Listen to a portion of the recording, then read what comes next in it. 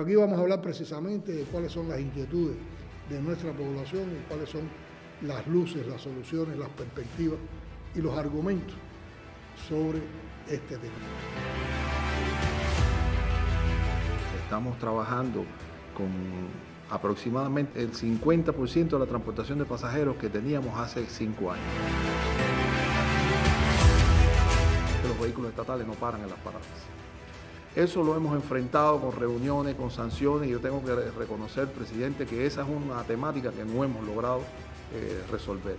Aquí tienen que involucrarse todos los jefes de los organismos y tenemos que involucrarnos todos. Sensibilidad con la población. Porque los estados de opinión de la población tienen que ser el centro de nuestro trabajo. ¿Cómo nosotros damos respuesta a las inquietudes de la población? Hay que frenar el deterioro que ha sentido el sector del transporte.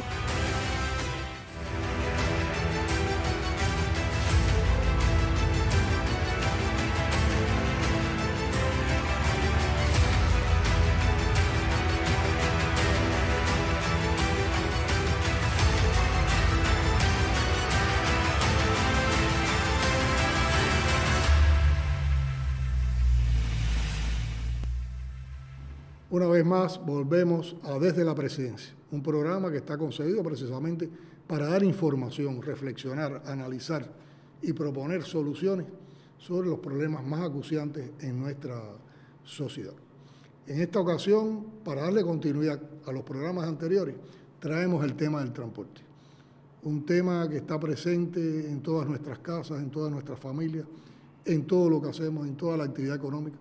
Un tema que tiene relación con los temas abordados en programas anteriores, tanto lo que tiene que ver como parte del recrudecimiento del bloqueo, la persecución energética que tiene afectación en el transporte y también cómo el transporte afecta otros sectores de la economía y en particular aspectos tan sensibles como son la distribución de la canasta abordada en el último programa.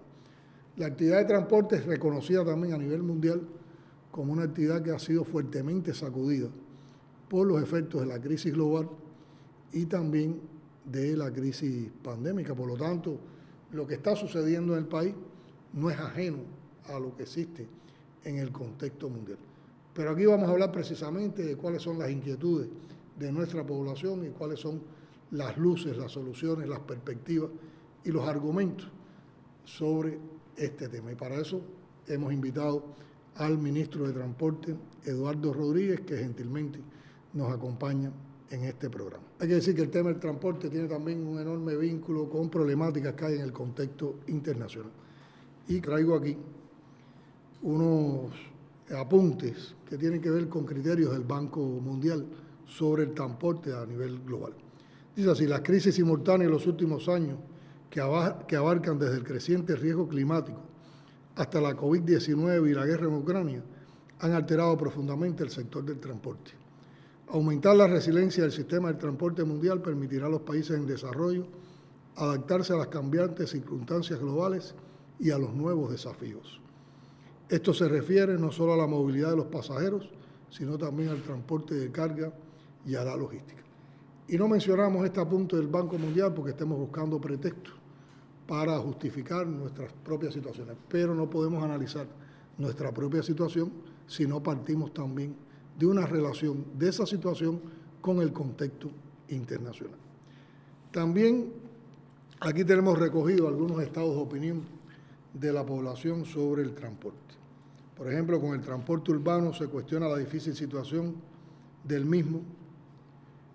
En 121 municipios de 15 provincias se plantea que es difícil coger una guagua y los particulares lo que tienen es un abuso con los precios. Se plantea que no existe total apoyo por choferes de vehículos estatales que transitan vacíos, mientras en las paradas hay una multitud de personas desesperadas. En el paradero, y esta es una denuncia concreta, en el paradero de los P de San Agustín hay corrupción en la que entran hasta los directivos, que lo que hacen es quitarle las piezas a los ómnibus para venderlas a los particulares, poniendo las viejas. No hay combustible para los ómnibus de transporte público, sin embargo, los fines de semana estos medios son alquilados para ir a la playa. Esto es una opinión que se da en Pinar del Río. Con relación al transporte ferroviario, se plantea que el tren es un tremendo alivio y sobre los coches motores hay demandas y expectativas. Muchos dicen que qué bueno que es que el coche motor sigue trabajando. Esas son 10 opiniones en Fomento, 6 en Manzanillo y 4 en Salvador. Tiene que ver mucho que la vida de algunos municipios nuestros está muy favorecida cuando hay un funcionamiento estable de los coches motores. Hay otros donde hay una demanda, por ejemplo, en Río Cauto, ¿por qué no acaban de poner el coche motor de Bayamo a Río Cauto? En Jiguaní se plantea que el gobierno de Contramaestre debe tomar interés en reparar el coche motor que viaja hasta Jiguaní. Y con relación a los porteadores privados, se plantea que la mayoría del transporte que hay es particular, son los que están moviendo a la gente. El transporte particular tiene los precios mandados, y es la manera así en que lo expresa la población. ¿Por qué se prioriza a los particulares con el combustible si son los más caros? Los inspectores de transporte tienen que jugar su papel con exigencia. Los particulares están cobrando igual precio de los tramos como si fuera hasta el destino final. O sea, ministro Eduardo, aquí hay todo un grupo de criterios de la población que tienen que ver con las insatisfacciones de nuestro pueblo con la problemática del transporte, que sabemos que es una problemática muy afectada por el recrudecimiento del bloqueo, pero también tiene que ver con insuficiencia interna. Creo que sería oportuno que tú pudieras dar tu visión como ministro sobre estas problemáticas a nuestra población. Sí, cómo no, presidente. Muchas gracias por invitarnos a este espacio y, por supuesto, un saludo a todos los que nos siguen en esta transmisión. Nosotros, conscientes de la situación compleja que tiene el país en lo que nos corresponde, que es el transporte, tenemos una situación bastante difícil. Si hablamos de las transportaciones de pasajeros, que es lo que más directamente toca a la población, estamos en uno de los peores momentos de los últimos años. Estamos trabajando con aproximadamente el 50% de la transportación de pasajeros que teníamos hace 5 años. Diariamente, hace 5 años en Cuba se transportaban unos 5,8, 5,9 millones de pasajeros diarios y hoy se están transportando unos 2,7 millones de pasajeros. Eso tiene una expresión directa en la satisfacción del pueblo, porque hoy la mitad de las rutas estatales no tienen un funcionamiento estable, no tienen un servicio, porque una parte de los ómnibus tiene problemas de paralización técnica y otra parte tiene problemas de abastecimiento de combustible. Esto trae como consecuencia que efectivamente hay muchas localidades, muchas rutas del país que hoy solo se abastecen o se satisfacen con servicios de porteadores privados. Más adelante les voy a comentar algo de eso, porque realmente esa es una de las grandes insatisfacciones. Como mismo se menciona ahí, la insatisfacción más grande que nosotros percibimos a través de redes, a través de todo el intercambio que llevamos diariamente, es precisamente la afectación que tiene el servicio estatal de transporte público, que es el que mueve la mayoría, todavía incluso en estas circunstancias. Esa es una primera insatisfacción. La otra insatisfacción grande, que también es bastante frecuente, tiene que ver con los precios que ofertan los porteadores privados. Aquí hay, sin duda, un efecto de la inflación sobre esos precios, y realmente la población, si no tiene la opción del transporte estatal, algo que el no estatal, que antes era una opción para quien tenía más dinero, quien quería ir más rápido, ahora sencillamente no tiene la opción del transporte estatal y tiene que asumir el no estatal. Por eso es que es muy importante que nosotros atendamos con algunas propuestas, y bueno, más adelante si podemos intercambiar sobre lo que estamos pensando y nuestra estrategia que tenemos para poder avanzar, porque realmente tenemos que resolver esos problemas. Otra problemática muy marcada también en la población, y lo mencionan los estados de opinión, es que los vehículos estatales no paran en las paradas. Eso lo hemos enfrentado con reuniones, con sanciones, y yo tengo que reconocer, presidente, que esa es una temática que no hemos logrado resolver. Aquí tienen que involucrarse todos los jefes de los organismos, y tenemos que involucrarnos todos. Sensibilidad con la estamos población. proponiendo hacer un decreto para elevar la jerarquía y que haya un rigor incluso superior al que tenemos hoy, porque eso es una muestra de indolencia, es una muestra de falta de sensibilidad en un momento tan difícil. Sin que sea la solución, porque entendemos que no va a ser esa la solución del transporte público. Lo que en este momento necesitamos ese apoyo, que es muy importante para el pueblo. Hay otros, con la transportación de pasajeros hay muchas quejas con indisciplina, con con falta de respeto, violación de la ruta, violación vamos a decir, agresividad con la población, agresividad a la población con los choferes también, porque nosotros tenemos, ante tanto déficit de servicio, pues se ponen de manifiesto diferentes manifestaciones, ¿no?, de indisciplina, de todo tipo. Entonces, en esa misma secuencia tenemos que ir atendiendo las cosas de transportación de pasajeros. Nosotros hemos ido haciendo algunas acciones, pero después podemos hablar. En el caso de las cargas, presidente, hoy estamos también en una situación difícil. Hoy estamos transportando aproximadamente la mitad de las cargas que se transportaban hace 4 o 5 años antes de la COVID. Eso tiene que ver con el volumen de carga, también porque hay una disminución, hemos recibido menos barcos por la misma situación económica que tenemos, pero también por las afectaciones que tenemos en pero yo creo que para los medios de transporte. Más, esas limitaciones que tenemos para servir con el transporte público estatal mejor a nuestra población, tiene sus causas en problemáticas que tienen que ver con la situación económica que vive el país y también con insuficiencia interna. Yo creo que podía explicar más cuál es el impacto de la situación económica, de las medidas de recrudecimiento del bloqueo en el transporte de manera concreta, y también que ustedes han apreciado que son debilidades del sistema del transporte que hay que enfrentarlas y encontrarle solución desde las diferentes estructuras. Nosotros, presidente, hemos identificado que tenemos 4 distorsiones grandes en el sistema que tenemos que enfrentar y que tenemos que abordar con propuestas. La primera distorsión grande que nosotros apreciamos es que nosotros no podemos emplear, por la situación económica, no logramos emplear en el sistema de transporte la totalidad de las divisas convertibles que generamos. Algunas personas se preguntan, bueno, ¿y qué genera el transporte? Sí, no, el transporte genera... Es una de las actividades que más ingresos está generando. Exactamente. A veces no explicamos cómo lo generamos porque estamos bajo observación y cada vez que tenemos un resultado positivo, generalmente nos tratan de dañarlo. Pero realmente tenemos buenos resultados, generamos, y por la situación económica esas divisas se utilizan en otras prioridades del país. Por tanto, la primera distorsión grande que nosotros entendemos que tenemos es que tenemos que buscar... O sea, que hay un problema de disponibilidad de divisa como lo tiene toda la economía nacional. Exactamente. Ahora, esa falta de disponibilidad de divisa, ¿qué les impide a ustedes asegurar del transporte? Nos impide la adquisición de las piezas de repuesto, nos impide la adquisición de los combustibles, las baterías, los neumáticos, las piezas de repuesto, los medios automotores, los medios de transporte en general, los de todas las ramas, el ferrocarril, la aviación, requiere para su sostenibilidad y mantenimiento básicamente productos que son de importación, porque incluso los que se producen en la industria, que no son pocos, requieren de materias primas que son de importación, presidente. Y hay algunos productos para el transporte que no se pueden producir en Cuba porque no hay tecnología para hacerlo.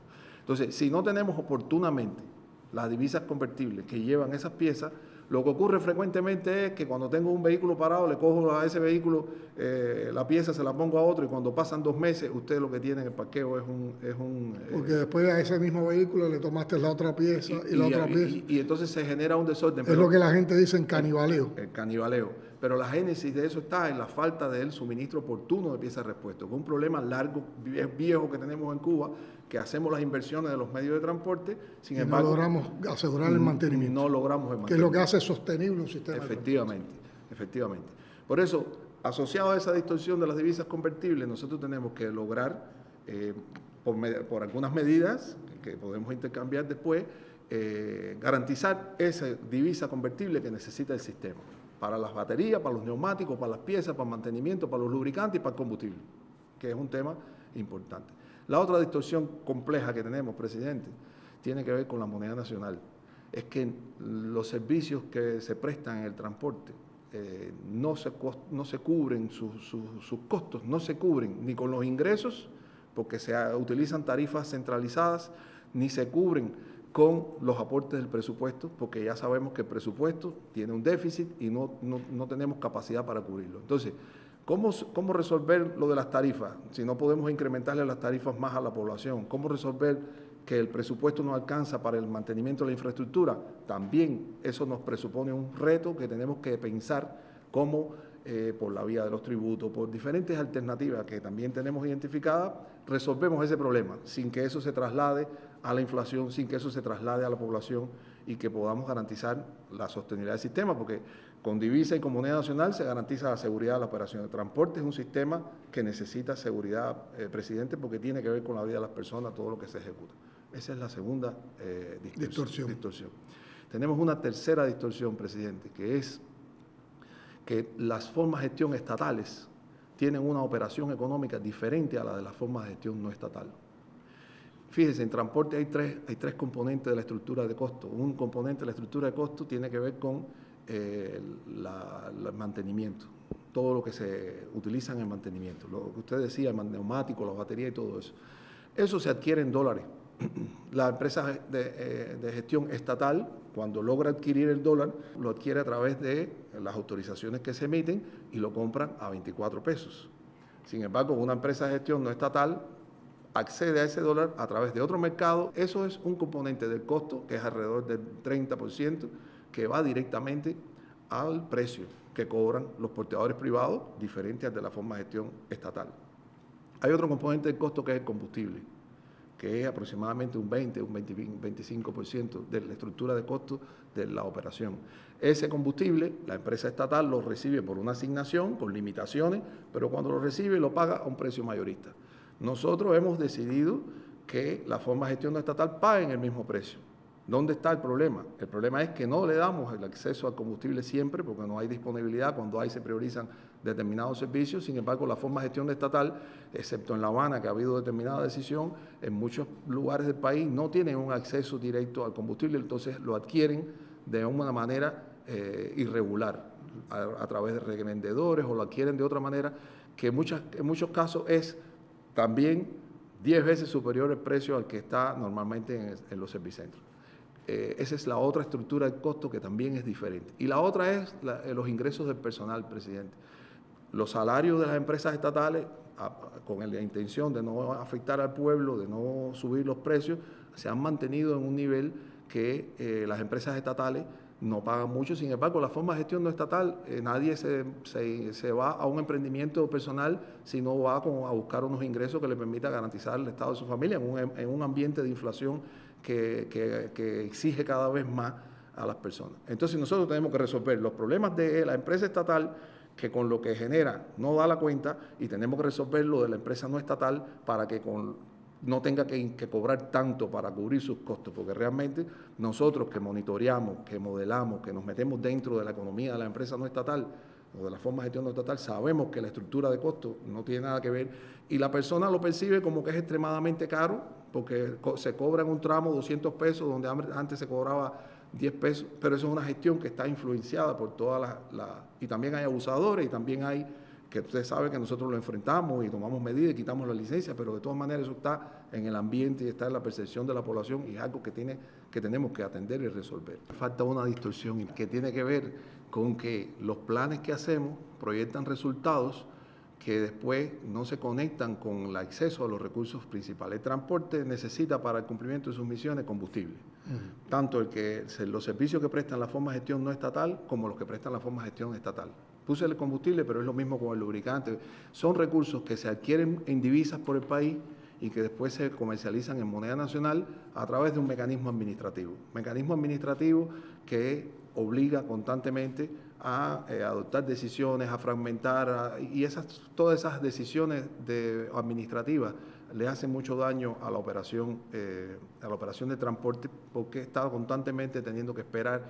O sea, ese es otro fenómeno que tenemos el plan, proyectamos que hay que hacer tantos millones de toneladas y tantos millones de pasajeros, sin embargo, lo que asegura eso desde el punto de vista de los recursos materiales, entonces pasa por un camino de asignaciones y demás que resultan muy, muy inconvenientes. O sea, hemos hablado de varias temáticas. Hay una temática que es con relación a la responsabilidad social que tienen los vehículos estatales, sí. Con sensibilidad hacia los problemas de la población a la que pertenecemos todos, de que paren cuando pasan vacíos, pues no tiene sentido. Si está gastando de todas formas el combustible cuando está en una ruta, si además tiene compatriotas esperando durante largo tiempo una parada, ¿qué justifica que un transporte estatal no pare cuando tiene capacidad en una parada? Eso tiene que ver mucho con la sensibilidad de los choferes, pero tiene que ver también mucho con la exigencia de los jefes de esos choferes. Por lo tanto, yo creo que también nosotros tenemos que profundizar en una discusión sobre este tema a camisa quitada, como se dice, con los dirigentes fundamentales en todas las instituciones estatales. De hecho, tienes la denuncia aquí de un caso en el paradero de San Agustín que creo que también deben revisar. A mí me gusta mucho empezar siempre estos programas con los estados de opinión de la población, porque los estados de opinión de la población tienen que ser el centro de nuestro trabajo. Cómo nosotros damos respuesta a las inquietudes de la población. A mí me disgusta mucho cuando le planteamos los estados de opinión de la población o cuando hacemos análisis a partir de los estados de opinión de la población, me dice, no, pero eso no es verdad. El tema no es de verdad o de mentira, sencillamente son estados de opinión y nosotros como servidores públicos tenemos la obligación de atender esos estados de opinión. Y la mejor manera de demostrar si es cierto o no es cierto es atendiendo el problema. Si lo atendemos y es cierto, encontramos solución. Si no es cierto, podemos intercambiar, podemos argumentar. Y está este problema de los porteadores privados. Yo creo que también los porteadores privados tenemos que hacer determinadas distinciones. Hay un porteador privado que es el que está reglamentado, es el que tiene su licencia, es el que trabaja dentro de la legalidad, es el que tiene una relación con las empresas de transporte en cada territorio. Y hay otro que hace la actividad de manera totalmente ilegal. De manera totalmente ilegal. Y eso, yo creo que también esas distinciones tienen que ver mucho a veces con la manera en que se manejan también los precios que en realidad son abusivos en muchas situaciones y que la población se queja bastante de. Y eso no pagan impuestos. Eso no pagan impuestos, están evadiendo impuestos, están cometiendo leyes y están haciendo una operación toda la razón. Comercial, también de lucro, sin cumplir responsabilidades sociales. Ahora, en medio de estas circunstancias tan complejas que tú has planteado, en medio de las circunstancias tan complejas de impacto que reconoce nuestra población en el transporte con insatisfacción, ¿qué más podemos hacer o qué estamos haciendo? En estos días hemos debatido mucho el tema del transporte y tú has estado dando explicaciones en el Comité Ejecutivo, en el Consejo de Ministros, ante el Secretariado y ante el Buró Político, de todo un grupo de ideas que tienen, de todo un grupo de acciones que están organizando. Yo creo que sería importante que las pudieras explicar a la población. Usted tiene razón, hemos intercambiado mucho con usted personalmente y cumpliendo sus indicaciones con el primer ministro en identificar por dónde vamos a coger, ¿no? ¿Qué vamos a hacer? Con respecto a esas distorsiones, recientemente, con respecto a la primera, por ejemplo, de la divisa y qué vamos a hacer, no cabe duda de que esa distorsión del no acceso a las divisas se resuelve ingresando más divisas. ¿Cómo se ingresa más? Bueno, proyectando algunos servicios, modificando algunas políticas que faciliten el acceso de las personas, por en este caso a los vehículos, al tiempo de que se recauden fondos para el transporte público de una manera más racional, de una manera mejor. Es algo que hemos estado intercambiando y coincidimos todos que es importante. También hemos estado valorando otras medidas, por ejemplo, vinculadas con los peajes, que la misma población nos recomienda, porque no se incorporan algunos otros peajes que permitan recaudar fondos para invertir en el propio transporte, en los viales, en la infraestructura. Si estamos caminando por el camino de adoptar medidas que permitan nutrirnos de las divisas convertibles y de la moneda nacional, que permita atender, sin que eso vaya a la inflación, atender mejor las necesidades del pueblo, recuperar el transporte, brindar más servicios a los precios que nosotros estamos recibiendo hoy.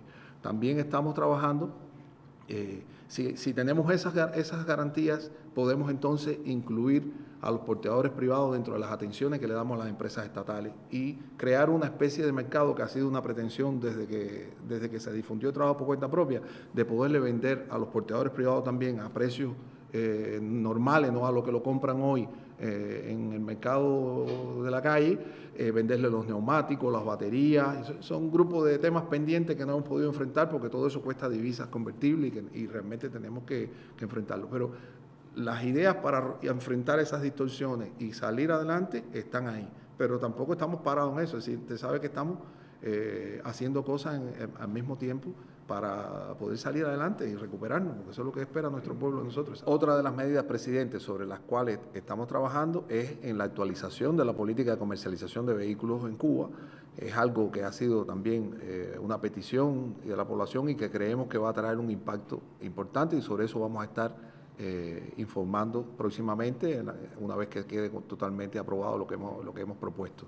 Y también estamos trabajando en otros proyectos de adquisición para el ensamblaje en Cuba de ómnibus, y en realidad lo que nos hemos propuesto es avanzar en esos proyectos, pero precisamente cumpliendo con la electrificación y el uso de energía renovable en la electrificación del transporte. Pero yo creo que la voluntad que también existe cuando mejoremos la situación de disponibilidad de divisas, regresemos a los esquemas, pueden beneficiar la superación de estas distorsiones que tú planteabas. Yo tengo una vivencia personal cuando se anunciaron las medidas, porque a las 2 semanas más o menos de anunciarse las medidas en el mes de enero, a mediados del mes de enero, tú estuviste junto con la viceministra de Finanzas en una mesa redonda para hablar del tema de las tarifas en el transporte. Y yo sentí satisfacción por la manera en que tanto tú como la viceministra de Finanzas explicaron el alcance de las medidas. Sin embargo, de inmediato se montó la intoxicación mediática para atacar lo que ustedes habían dicho. Y aquí vimos una vez más cómo separan elementos de contexto, elementos de contenido, para tratar de desacreditar todo lo que hace la revolución. Yo recuerdo que tú empezaste en tu intervención hablando de que se subían las tarifas en un tanto por ciento, y ahí enseguida empezaron a atacar. Cuba va a subir en un 150, en un 200, en un 300% las tarifas. Y eso tenía un grado de objetividad, pero lo que pasa es que no dijeron todo lo otro que tú explicaste después junto a la viceministra. No explicaron que tú dijiste, suben las tarifas, pero subir tarifas en Cuba no necesariamente significa que van a subir los precios del transporte público. Y se planteó que incluso en el transporte urbano, suburbano, en el transporte local de lanchas y en otros servicios no se subían los precios. Y hay alguna gente se habrán preguntado, bueno, ¿qué sentido tiene subir tarifas y no subir precios? Bueno, es que hay empresas, como tú explicabas, empresas, y por eso yo te decía la relación de esas medidas con las distorsiones que se puedan superar. Bueno, subir tarifas en el transporte público y que esas tarifas no vayan a los precios de la población para no afectar más la población. Cuando el 70% de la población hace uso de ese transporte público más local, más territorial, significa que el presupuesto del Estado va a cubrir la diferencia entre la tarifa y el precio. Y ese presupuesto precisamente, ¿qué va a cubrir con ese déficit? Los ingresos de esa empresa estatal que hoy, porque le tenemos limitada la tarifa, se convierte en una empresa ineficiente, no necesariamente, a veces por sus elementos de eficiencia y de trabajo y de entrega de sus colectivos, sino que por una medida de favorecer a la población, limita ese desempeño empresarial. Por lo tanto, con esta medida que no afecta al pueblo, se van a beneficiar de más de 60.000 trabajadores de las empresas provinciales y municipales de transporte y también de las empresas nacionales que hay en este país. Pero eso no lo dijo la maquinaria de odio y la maquinaria mediática. Incluso recuerdo que tomaron ese argumento para decir que nosotros estábamos aplicando un paquetazo de medidas neoliberales. Cuando una medida neoliberal, para aplicarse, toma en cuenta las problemáticas de la población y toma en cuenta de que entonces subir tarifas no significa una subida de precios. Además de después ustedes explicaron cómo se mantenían los beneficios cuando se subieran las tarifas para los estudiantes, para las personas enfermas, como incluso donde las tarifas sí significaban un incremento de precios, como es en el transporte de ferrocarril, la interprovincial, en el transporte aéreo, había también bonificaciones y existían también protecciones. Por ejemplo, una persona que tenga un tratamiento médico y que tenga que ir por eso de una provincia a otra, el presupuesto del Estado cubre eso. Eso no cabe en la lógica neoliberal y sin embargo fue un ataque que hubo contra las medidas. Pero indudablemente esas medidas van a ayudar también a ordenar toda la situación del transporte. Y hay otros servicios que se mantienen, presidente, porque nadie menciona los de la hemodiálisis, los transportes escolares. Nosotros tenemos todos los días más de 260 ómnibus que llevan a los niños de las escuelas especiales a la escuela. Todos esos son servicios gratuitos que realmente siempre se olvidan, pero están ahí y se benefician muchas familias de esos servicios. Son servicios muy sensibles realmente. Eduardo, se ha previsto cooperación internacional y proyectos de inversión extranjera en el transporte. Yo creo que eso sería un elemento importante a nuestra población. ¿Y qué perspectiva da esta colaboración o estos negocios de inversión extranjera en el transporte? Nosotros estamos obligados, presidente, a hacer inversiones, ¿no? Cada vez que intercambiamos con la población, lo que nos dicen es lo que hay que poner guagua, tienes que poner guagua, esa es una primera expresión, ¿no? Y otros también que son más conocedores dicen, bueno, pues pongan también el ferrocarril. Nosotros tenemos esa voluntad. Lo que pasa es que todas esas son inversiones costosas que requieren muchas divisas convertibles, ¿no? Un ómnibus convencional del público está costando unos $100,000 y un ómnibus articulado alrededor de 200,000 y una locomotora 2,5 millones, 3 millones. O sea que estamos hablando que en materia de transporte todo es muy costoso. Por tanto, la cooperación internacional es una oportunidad que teníamos ahí, que la tenemos, que no la hemos aprovechado lo suficientemente bien por falta de experiencia, por no apoyarnos en uno de los pilares que usted ha defendido y que nos ha indicado que hagamos, que tiene que ver con la ciencia y la innovación.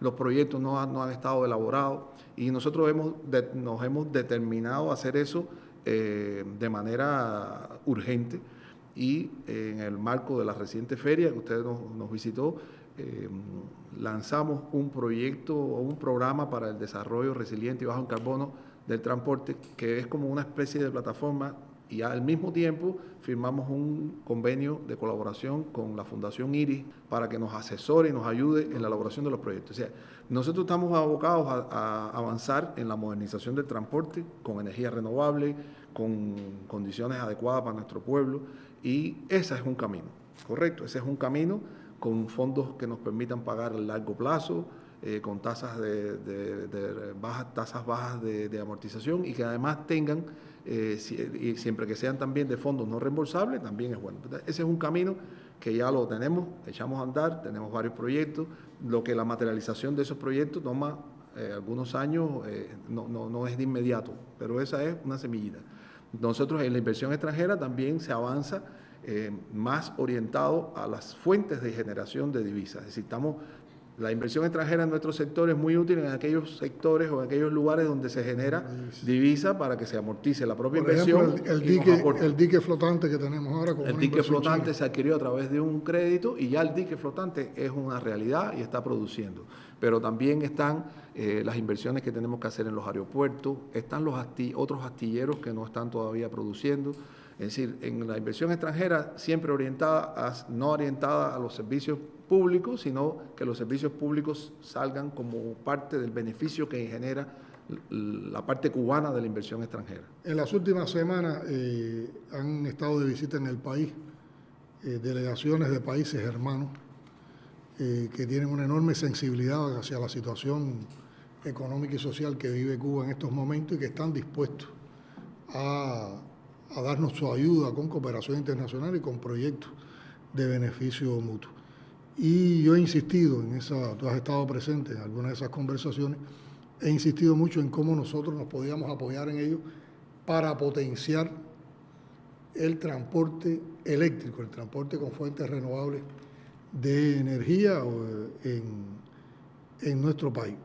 Tiene que ver con este programa que tú planteabas y tiene que ver con un proyecto que también orientamos que se hiciera sobre movilidad eléctrica en el país, que ya es una realidad.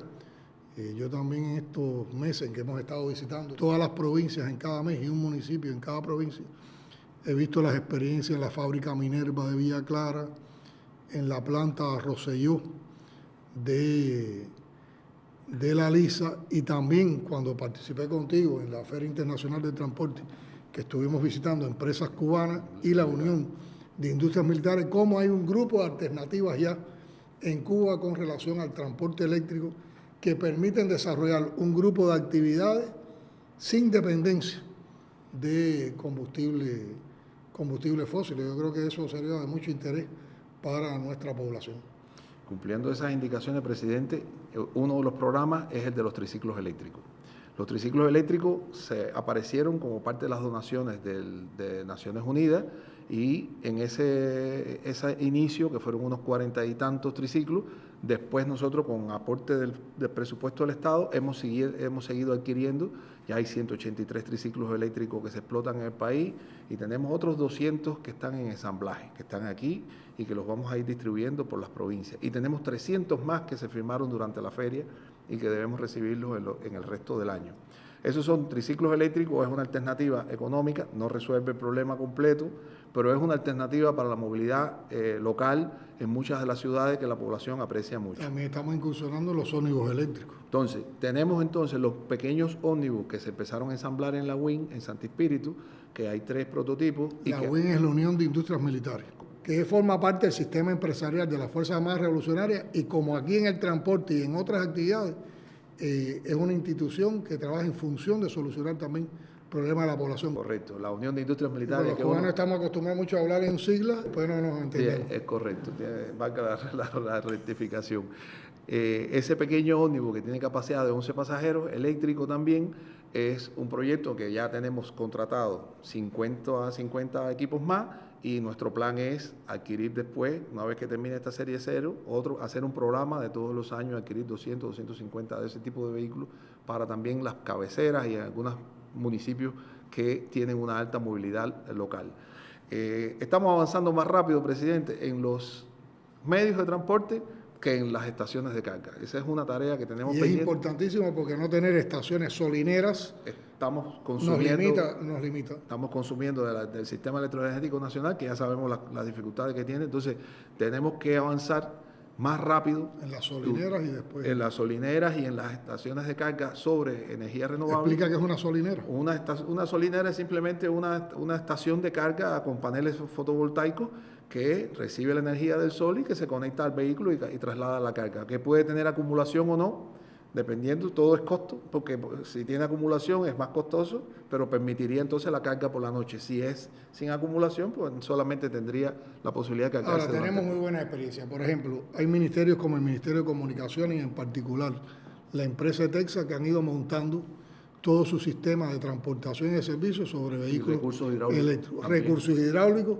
es otro que ha desarrollado esto. Y estas experiencias que vimos en la feria, que hemos visto en Minerva, en la planta Minerva, que hemos visto en la Rosselló, ya hay triciclos eléctricos que tienen diseño para varias funciones. Por ejemplo, hay un triciclo eléctrico que tiene capacidad para transportar 6 personas, pero ya hay otro triciclo eléctrico que tiene capacidad para transportar 11 personas. Hay triciclos eléctricos que ya se han creado con determinados tipos de container que pueden servir para carga, algunos de 2 toneladas y otros 1 tonelada, pero eso a nivel de municipio puede facilitar mucho, por ejemplo, la distribución de la canasta básica, la distribución del plan de la harina de trigo a las panaderías y otros insumos, y va independizando un grupo de actividades administrativas y de logística sin tener que usar otro tipo de combustible. Yo creo que por ahí hay un camino interesante que debemos incrementar y que debemos seguir fortaleciendo. Nosotros hemos estado hablando los últimos días de las gacelas. Las gacelas es producto. Nosotros tenemos que comprar más gacelas, pero cuando hablamos de comprar más gacelas, estamos en ese proceso de incrementar las gacelas en la capital, porque tiene mucha aceptación el servicio. Pues todas las demás provincias también nos dicen, bueno, ¿y cuándo van a llegar las gacelas a las provincias? ¿No? Cada vez que hacemos algo y que pensamos en incrementar servicios, tenemos que hacerlo en todo el país. Y por eso es que a veces nos toma un poco más de tiempo. Digamos, los triciclos eléctricos, si hubiéramos puesto los 200 triciclos eléctricos en la capital, se sintiera más el impacto, pero 20 triciclos eléctricos en la capital no es tanto, pero por ejemplo los hemos puesto en la Isla de la Juventud y ha sido algo de gran impacto. O sea que eso nos toma un poco más de tiempo porque todo requiere divisa. Eduardo, para apoyar todos los procesos de gestión de gobierno en todos los organismos, en todas las instituciones estatales, hemos declarado 3 pilares de la gestión de gobierno: la transformación digital de nuestra sociedad, la comunicación y la ciencia y la innovación como búsqueda de solución a los problemas que tenemos. Yo creo que sería importante también explicar cómo esos 3 pilares se manifiestan en el trabajo del ministerio, en el trabajo de las instituciones asociadas a los servicios de transporte en nuestro país. Bueno, voy a comenzar por la ciencia y la innovación. por la ciencia y la innovación, a partir de lo que usted mismo nos ha enseñado, nos ha indicado, nuestro sistema tiene, nuestro ministerio tiene un sistema de gestión basado en la ciencia. Tenemos nuestro consejo técnico asesor, que nos reunimos con regularidad, conciliamos las normas. Precisamente todo este tema de la electrificación ha sido un gran debate, porque no estamos preparados tampoco para reparar en Cuba ni para atender los vehículos eléctricos. Es algo que tenemos que acelerar. Y si no fuera por la innovación, presidente, yo creo que a estas alturas nosotros no tuviéramos todavía servicios, porque muchas empresas han logrado sobrevivir y resistir y seguir prestando servicios gracias a la innovación de miles de trabajadores del sector que todos los días se esfuerzan por llevar soluciones, y también tenemos un programa estable de colaboración con las universidades que está en todo el país, y todas las direcciones provinciales de transporte lo mantienen, y que aparecen soluciones. Hemos tenido soluciones tanto de organización de tráfico, soluciones de optimización de recorridos de ruta, solución para, no sé si recuerda que tuvimos un problema con los silos cementos que no se descargaban, y con la Universidad de Villa Clara se hizo un proyecto. Sí, hemos tenido muchos proyectos, sistemas informáticos, que ahora después voy a referirme a ellos, pero bueno, hablando de ciencia e innovación, es algo que en el sector está presente. Ojalá quisiéramos que fuera más. Realmente en algunos casos el diseño de la solución atraviesa por prototipos, y nos paramos ahí porque no tenemos el poco dinero que hace falta para prototipos, pero no nos paramos y estamos trabajando en todas las direcciones, y esa es una realidad en el sistema. En el caso de la informatización, nosotros tenemos más de 64... Transformación digital de la sociedad. La transformación digital de la sociedad, disculpen ustedes por la simplificación del término. En el sistema tenemos más de 60 proyectos de informatización, algunos que tienen un impacto directo en la población. Que ya son aplicaciones que funcionan, como por ejemplo Viajando, que es la aplicación que se usa para la comercialización de pasajes, y que recientemente le hicimos una actualización para resolver algunas de las deficiencias que más la población nos criticaba.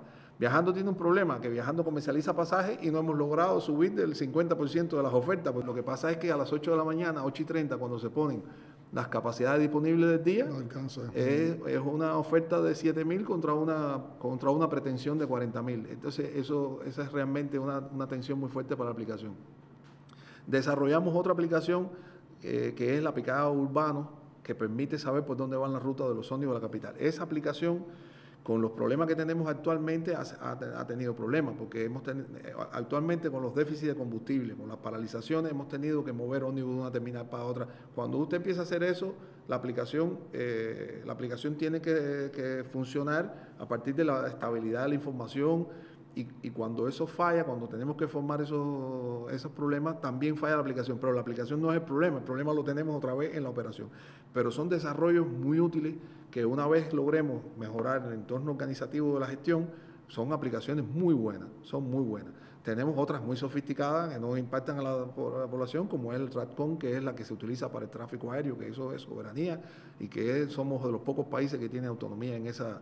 El día pasado un reportaje en televisión y demuestra que hay una alta calificación eso es un de las personas que operan este sistema en nuestro país, y con reconocimiento a nivel internacional, a nivel regional.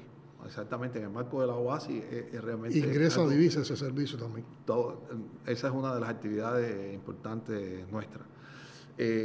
Tenemos otros proyectos, ¿no? Hay proyectos de informatización vinculados con la licencia de operación de transporte. Nosotros pretendemos lograr informatizar la licencia de operación de transporte de manera que las personas no tengan que ir a hacer trámite, que se pueda aplicar y que se pueda pagar y que la aplicación sea como la que hicimos de viajero para las personas que vienen del exterior, que se inscriben y que se emita un código QR con la licencia, y que podamos... La informatización en nuestro sector tiene todavía mucho camino que andar. Me has hablado de ciencia e innovación como pilar, me has hablado de transformación digital, háblame de comunicación social.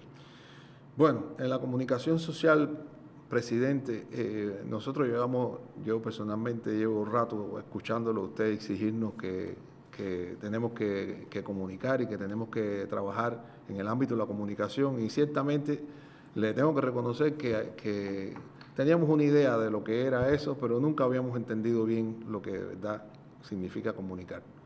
Y con ese objetivo, hace 3 meses, hoy, casualmente, cumplimos 3 meses, que iniciamos un nuevo emprendimiento comunicacional en redes sociales, en Facebook específicamente, que es la red social que según los estudios tiene mucha presencia de nuestro pueblo. Y realmente tenemos unos resultados de lo que usted nos ha indicado, de que la comunicación sea un verdadero pilar de la gestión de gobierno, que se convierta en una herramienta, no solo para informar lo que hacemos, sino para retroalimentarnos y con esa retroalimentación, como decimos nosotros, tomarlo como brújula y centrar nuestra atención hacia lo que más afecta a nuestro pueblo, lo que más dicen. Bueno, pues en eso estamos. Nosotros, cuando empezamos, por la envergadura del emprendimiento y cuando vimos lo que significaba, le denominamos internamente entre nosotros desafío. Le pusimos desafío. Se llama la plataforma. Se llama desafío. Y hay comentarios muy favorables sobre ese trabajo que tú estás encabezando como ministro. Hay un reconocimiento que es uno de los ministerios que tiene una mejor situación de comunicación institucional con la población. Es un atrevimiento, presidente, pero es un atrevimiento que nos da mucha satisfacción, a pesar de la responsabilidad que implica y el trabajo enorme que eso lleva. El proyecto Desafío tiene un área de producción en la cual he acudido a profesionales de la comunicación, y tiene un área de monitoreo y gestión de lo que sale de esa comunicación para imbricar a todo el sistema del Ministerio de Transporte, porque no se trata de que yo salga comunicando si detrás de esa comunicación no hay un adecuado seguimiento y si todos los demás no participan de ese proceso, no solo comunicando, porque creo que lo más importante aquí es resolviendo. Pero resolver es comunicar también, porque estás demostrando una voluntad, estás demostrando un respeto al pueblo, estás demostrando una sensibilidad. Y no solo decimos lo que hacemos, mire, tenemos muchos ejemplos de cosas que nos pasan. Puedo mencionarle el ejemplo del túnel. En el túnel de la bahía, que lo planificamos, 2 veces lo suspendimos porque no estaban todas las condiciones. La primera lo tuvimos que suspender porque vino mal tiempo, la segunda vez porque había Feria del Libro, pero ya esta tercera dijimos, bueno, está listo todo, hicimos la reunión, todo listo. Bueno, arrancamos y cerramos el túnel para hacer la reparación. Cuando cerramos el túnel, que lo publicamos, las personas nos dijeron, ministro, usted está diciendo que los viales alternativos son este. Dese una vuelta por los viales alternativos para que usted vea cómo están los viales alternativos. Ministro, yo espero que cuando hagan la reparación del túnel ustedes mejoren la iluminación porque el túnel está apagado. Ministro, las paredes están sucias. Y nosotros le incorporamos, presidente, más de 30 nuevas tareas al cronograma del túnel que no estaban originalmente previstas. Y además, después, cuando volvimos a publicar, reconocimos ante el pueblo que eso no nos quedó bien. Y que eso ustedes lo tenían que saber antes de haber empezado. Y eso que la población les estaba comunicando, ustedes lo tenían que haber sabido antes. Por eso yo insisto tanto en los sistemas de inspección, en la sistematicidad del trabajo. Aunque es muy bueno también que podamos, desde las instituciones, contar con ese apoyo del pueblo para ejercer control popular. Claro. Si ahí vinculamos control popular, opinión de la población, y si de verdad la comunicación institucional está orientada hacia la población, a ver los criterios de la población y a tener sensibilidad para resolver los problemas de la población, ahí estamos ganando. Y muchas veces tenemos las cosas, presidente, como usted dice, muchas veces, fíjese, todo lo que nos dieron lo pudimos hacer, teníamos los recursos. O sea, es cuestión simplemente de que a veces, si no tenemos ese sistema de comunicación, a veces nos quedamos cortos en la definición de las prioridades en lo que tenemos que actuar. Y también, mire, cuando hacemos los recorridos por las provincias, el día antes publico que voy para tal provincia. Yo quisiera, las personas de la provincia, ahí mismo nos informan, mire, les recomiendo que vaya a tal lugar, porque las personas van viendo en este mecanismo un canal de comunicación directo con quien tiene la posibilidad, no de con magia, varita mágica, resolver el problema, porque también lo hemos dicho, pero que tiene la posibilidad de profundizar, de preguntar, y así. Hay varios proyectos que han salido de ese reclamo de la población que de otra manera nosotros tenemos prioridad de trabajo, tenemos objetivos, las hemos presentado, vimos el balance. Sin embargo, todas estas son cosas que están ahí delante de nosotros, que esa información de la población es muy valiosa. Es lo que le podía... Yo tengo la percepción a partir de las visitas estas que hemos hecho a los municipios en cada provincia, que los problemas del transporte que después de esas visitas hemos compartido con ustedes, cuando hemos regresado a la provincia, han ido... compañeros de trabajo de ustedes del ministerio, comisiones, y han estado dando respuesta y hay un agradecimiento en los territorios también por la respuesta que ustedes han dado. Y ahí me parece muy importante y tiene que ver con el tema que abordamos en el programa anterior de la distribución de la canasta, cómo se están reactivando puertos que estaban inactivos en función de la canasta. Eso vuelve a darle vida a esos lugares donde la actividad portuaria fue la fundamental. Incluso puertos que solo utilizábamos con un determinado tipo de actividad como Carúpano, hoy lo estamos utilizando también en la canasta y ha dado más nivel de actividad, más estabilidad a los colectivos de trabajo y también mejores ingresos a esos colectivos y ha viabilizado la entrega de la canasta llegando con más rapidez a las provincias. La operación Puerto de Transporte Economía Interna, hablamos de los pasajeros, que es lo que más cercano a la población, pero en el caso de las cargas se lleva una operación diaria que usted conoce que realmente permite dirigir las prioridades. Hemos echado a andar Carúpano, el puerto de Nuevita tiene una actividad intensa en estos momentos, igual que Vita, Boquerón, en Guantánamo. Es decir, tenemos toda una red de puertos que está en función de la canasta familiar normada y que, por supuesto, como usted dice, está en una dinámica ahora mismo, en una fuerte dinámica. No solo los puertos, sino también el resto de la cadena, los camiones. Hay una situación que ocurre también con algunas... en algunos ámbitos del transporte, sea urbano, también a veces en los trenes, que son los hechos vandálicos que se producen por la mala actitud, el mal comportamiento, un comportamiento, diría, vulgar, indecente de algunas personas que maltratan los medios de transporte, que asaltan algún tipo de transportación con algún producto y que eso va en detrimento de nuestra sociedad, nos perjudica a todos y son conductas realmente que se desvían de las aspiraciones de ideal de comportamiento cívico, de comportamiento ciudadano que tenemos en nuestro país. Son conductas muy negativas, presidente. Cada vez que tenemos un ómnibus que recibe una pedrada, es un ómnibus que sale de la circulación, es un ómnibus menos para... Además que no hay nada que justifique eso. Y realmente hemos tenido momentos, este año tenemos menos hechos que el año pasado en la capital, pero de todas maneras no debiéramos tener ninguno, porque realmente son ómnibus que están trabajando y además que constituye un tremendo peligro para los pasajeros. Pero además cuando pasa una cosa, ese es un ómnibus más que se para, es un chofer que deja de trabajar, es una cantidad de población que se deja de transportar. Hemos tenido y yo creo que en la sociedad tenemos que tener también una condena y un rechazo a ese tipo de conducta. Hemos hecho un llamado a eso, presidente, y estamos reforzando las coordinaciones con las autoridades locales y con la policía para poder reforzar el control y no se nos vuelva eso un hábito. Bueno, Eduardo, hemos abordado varios temas, hemos hablado de insatisfacciones a partir de las opiniones negativas que hay de la población con relación al transporte, hemos hablado también de perspectivas, de ideas, de medidas, de acciones y también de nuevas propuestas que ustedes están trabajando, que tienen determinados grados de madurez y que van a estar presentando en las próximas semanas para su aprobación en el Comité Ejecutivo. Resumen en sentido general todos estos temas que hemos hablado. Presidente, más allá del compromiso que lo tenemos, nosotros estamos obligados a revertir la situación de transporte de pasajeros y cargas en el país, en especiales de pasajeros. Ya hemos hablado de los proyectos, primero tenemos clara percepción de que la situación es muy compleja y que la situación de las transportaciones de pasajeros lleva a una atención urgente para tratar de gradualmente en el resto del año mitigar la situación que tenemos hoy. ¿Cómo se va a resolver? Es parte de las medidas que estamos proponiendo.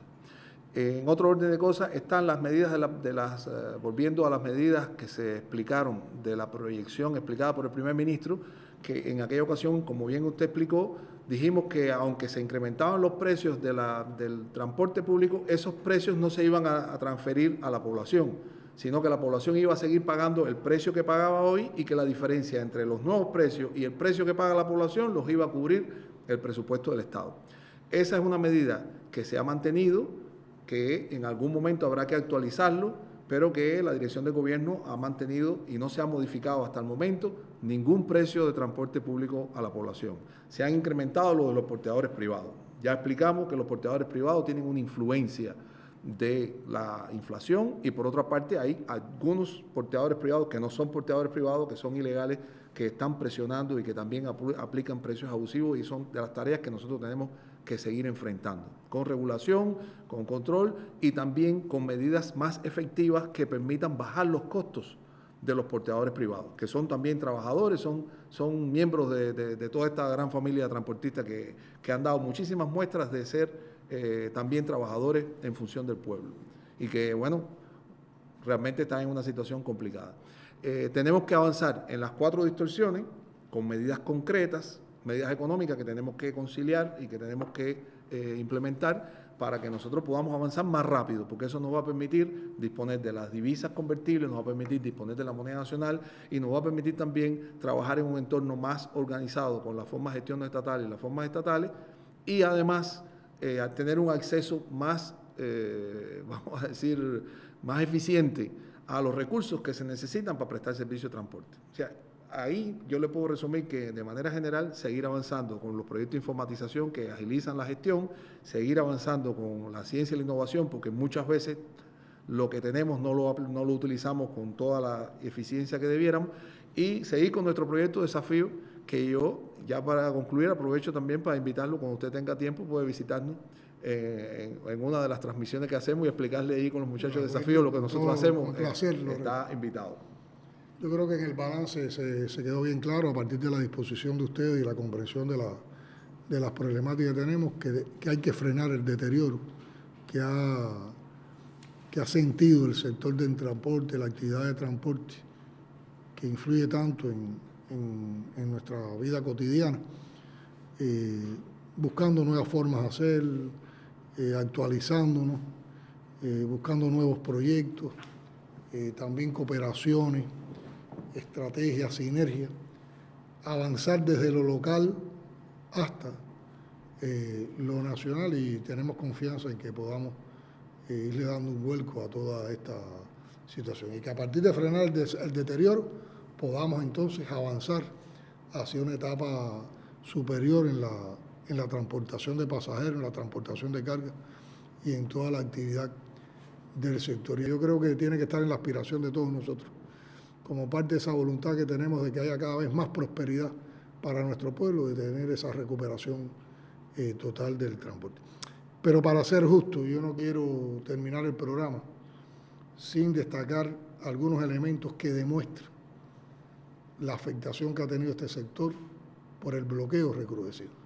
Y tiene que ver con un grupo de datos que están recogidos en el informe que se presentó en la última sesión de la Asamblea General de Naciones Unidas, donde Cuba presentó nuevamente la resolución contra el bloqueo. En ese informe están recogidas las afectaciones del bloqueo en todos los años de bloqueo, pero en particular actualiza esas afectaciones desde febrero del 2022 hasta marzo del 2023. Y, por ejemplo, se plantea que los daños ocasionados al sector del transporte en esta etapa alcanzan la cifra de $202.420.140, y que eso ha producido un deterioro progresivo de todas las capacidades de transportación de pasajeros y también de las infraestructuras. Y aquí tú mencionabas también el deterioro que hemos tenido en los viales. Eso ha provocado también menor oferta de servicios con serias afectaciones a la población. Por ejemplo, el transporte público solamente requiere más de $40 millones anuales. El precio de la adquisición de un ómnibus que circula en la capital de Cuba está fijado en más de $200.000. Una locomotora cerca de 2 millones. Un avión pequeño en más de 30 millones y un ferry en más de 10 millones. Una semana sin bloqueo. Recuerden que en este informe se reconoce que el bloqueo le cuesta a Cuba $13 millones diarios.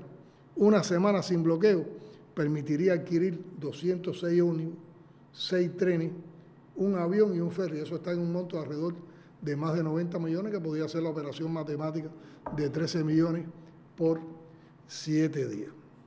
El transporte público de la capital requiere más de 80.000 litros de diésel diario, que es una cantidad de combustible que hoy, en las condiciones actuales de persecución energética y de afectación energética, no contamos para eso.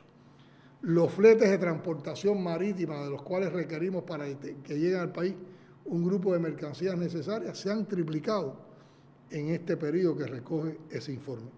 Se mantienen las restricciones a los armadores internacionales en cuyos buques navegan tripulantes cubanos, así como los obstáculos para acceder a los puertos en los Estados Unidos en virtud de la ley Torricelli de 1992.